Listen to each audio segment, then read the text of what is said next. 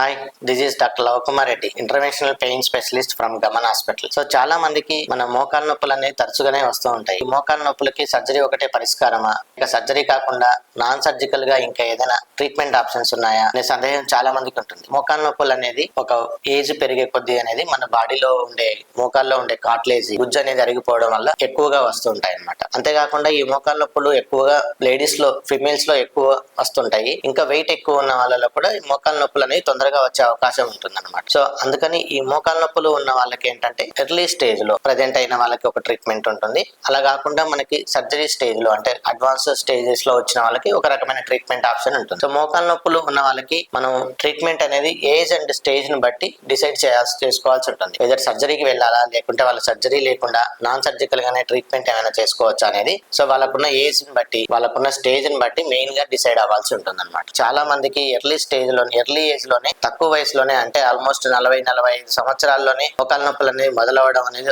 మోకాలు నొప్పులు రావడం అనేది జరుగుతుంది అనమాట. సో ఇంత ముందు మనం చూసాం అనుకోండి, మన ఓల్డెన్ డేస్ లో ఆల్మోస్ట్ 60-60 సంవత్సరాలు పైబడిన వాళ్ళకి మోకాలు నొప్పులు రావడం అనేది ఉండేది. అలా కాకుండా ఇప్పుడు రీసెంట్ జనరేషన్ లో సో వాళ్ళ వెయిట్ పరంగా వాళ్ళ లైఫ్ స్టైల్ వెయిట్ చేంజ్ అవ్వడం కానీ, ఓవర్ వెయిట్ ఉండడం వల్ల కానీ, సో లైఫ్ స్టైల్ చేంజెస్ ఉండడం, ఇంకా ఎక్కువ ఫిజికల్ యాక్టివిటీ లేకపోవడం వల్ల ఎర్లీ ఏజ్ లోనే ప్రజెంట్ అవుతున్నారు అనమాట. మోకాలు నొప్పులతో ఇబ్బంది పడుతున్నారు. సో మరి అటువంటి వాళ్ళకి మరి సర్జరీ అవసరమా అంటే సో ఆ ఏజ్ లో, ఎర్లీ ఏజ్ లో సర్జరీ అనేది అడ్వైజబుల్ కాదు. సో జనరల్ గా చాలా మంది ఎర్లీ ఏజ్ వాళ్ళకి సర్జరీ అనేది అడ్వైజ్ చేయరు. సో ఫస్ట్ ఇనీషియల్ గా వాళ్ళకి ఏంటంటే సో ఫిజియోథెరపీ కానీ, లేకపోతే బ్యాక్ స్ట్రెంథనింగ్, నీ స్ట్రెంథనింగ్ ఎక్సర్సైజ్ అనేవి చెప్తూ ఉంటారు. Quadriceps muscle strengthening exercise. So వాటి వల్ల ఏంటంటే మన మోకాళ్ళ మీద, నీ జాయింట్ మీద ఎక్కువ స్ట్రెయిన్ పడకుండా ఉంటుంది అన్నమాట. అది ఇనీషియల్ స్టేజెస్ లో ఉండే వాళ్ళకి ట్రీట్మెంట్ ఆప్షన్ అనేది. సో ఈవెన్ మనకి ఫిజియోథెరపీ అండ్ ఈవెన్ ఎక్సర్సైజ్ తో and quadriceps muscle strengthening exercise తో కూడా మనకి పెయిన్ తగ్గనట్లయితే సో ఇనీషియల్ గా లో డోస్ మెడికేషన్ అనేది మనం ట్రై చేయొచ్చు. So low dose pain killers అనేది వీటి సైడ్ ఎఫెక్ట్స్ లేని పెయిన్ కిల్లర్స్ ని మనం తీసుకోవచ్చు అనమాట. సో కానీ అలాగని పెయిన్ కిల్లర్స్ అనేది కూడా మనం రోజు రెగ్యులర్ గా వాడడం అనేది కూడా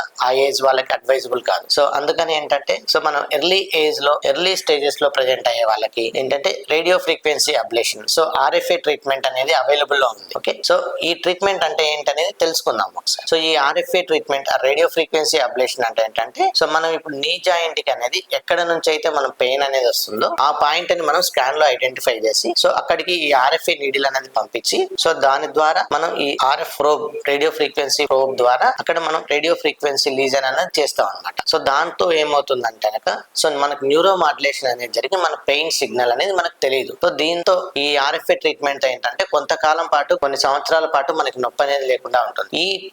ఈ పీరియడ్ అనేది it's like golden period for early age people వాళ్ళకి. సో ఈ పీరియడ్ లో ఏంటంటే వాళ్ళు రెగ్యులర్ గా ఎక్సర్సైజ్ చేయడము, ఫిజికల్ యాక్టివిటీని మెయింటైన్ చేయడము, క్వాడ్రిసెప్స్ మజిల్ నీ స్ట్రెంథనింగ్ ఎక్సర్సైజ్ అనే, మజిల్ స్ట్రెంథనింగ్ ఎక్సర్సైజ్ అనేది చేయడం వల్ల ఏమవుతుందంటే సో వాళ్ళకి లాంగ్ రన్ లో ఎక్కువ కాలం నొప్పి రాకుండా ఉండే అవకాశం కూడా ఉంటుంది అనమాట. అంతేకాకుండా ఈ ఆర్ఎఫ్ఏ ట్రీట్మెంట్ మరి ఎర్లీ ఏజ్ వాళ్ళకైనా అంటే అలాగనేం కాదు. సో మనకి ఒకవేళ మనకి 70+ 70 సంవత్సరాలు పైబడిన వాళ్ళలో ఏంటంటే వాళ్ళకి వయసు రీత్యా వాళ్ళ బోన్ వీక్ గా ఉంటుంది, ఇంకా వాళ్ళు కూడా సర్జరీకి ఫిట్ గా ఉండరు. ఇంకా వాళ్ళలో ఏంటంటే మనకి డయాబెటీస్, ఇంకా హైపర్ టెన్షన్, ఇంకా కార్డియాక్ డిసీజ్, సో ఇంకా వేరే ఇతర ప్రాబ్లమ్స్ కూడా ఉండడం వల్ల ఏంటంటే వాళ్ళు సర్జరీకి ఫిట్ గా ఉండరు. సో మరి అటువంటి వాళ్ళు కూడా మరి డైలీ పెయిన్ కిల్లర్స్ వాడాల్సిన అవసరం లేకుండా మనకి పెయిన్ తగ్గించుకోవడానికి ఈ ఆర్ఎఫ్ఏ ట్రీట్మెంట్ అనేది తీసుకోవచ్చు అనమాట. సో మనకి early age and early stage లో ఉండే వాళ్ళు, అట్లా కాకుండా అడ్వాన్స్ లేట్ స్టేజ్ లో ఉండి బట్ ఎక్కువ ఏజ్ ఉన్న వాళ్ళకి 75 సర్జికల్, ఎవరైతే సర్జరీకి ఫిట్ గా లేరో అటువంటి వాళ్ళకి ఏంటంటే మనం ఈ ఆర్ఎఫ్ఏ ట్రీట్మెంట్ అనేది తీసుకోవచ్చు. సో దీని ద్వారా మనం ఎక్కువ కాలం నొప్పి లేకుండా ఉండడమే కాకుండా